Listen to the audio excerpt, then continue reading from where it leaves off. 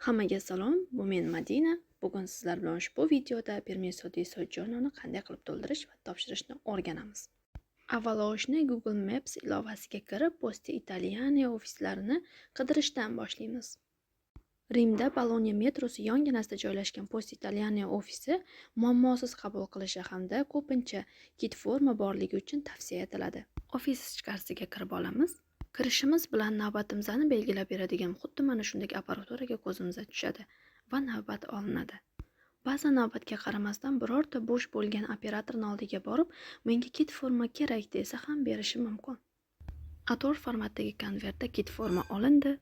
Shaxsiy ma'lumotlarimiz kiritilishi kerak bo'lgan blanka, davlatlarning qisqartma nomlaridan iborat bo'lgan ro'yxat, ishchi formasi, kit formada uchraydigan barcha punktlar haqidagi izoh hamda chekdan iborat bo'ladi. Shuningdek, formani to'ldirishni boshlaymiz. Dastlab Italiyaning qaysi regioniga borganligimiz, ism-familiyamiz va qachon, qaysi sanada to'ldirayotganligimiz haqida ma'lumotlarni kiritishimiz kerak. Va eslatib o'taman, barcha harflar katta harflarda yozilishi kerak hamda faqatgina qora ruchkada to'ldirilishi kerak. Bizga berilgan soliq ma'lumotlari va vaqtinchalik bo'lsa-da yashash manzilimizni kiritishimiz kerak.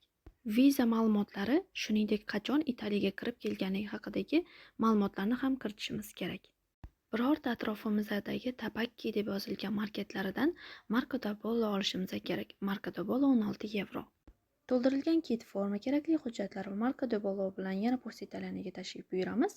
100 yevroyu 56 sent to'lov qilishimiz kerak va o'sha to'lov haqidagi rejuta chekini bizga beradi. Shu bilan Permesso di Soggiorno jarayoni o'z nihoyasiga yetdi va uni qanday to'ldirish kerakligi haqidagi PDF varianti kerak bo'lsa, Telegram kanalimdan topishingiz mumkin va hammaga xayr.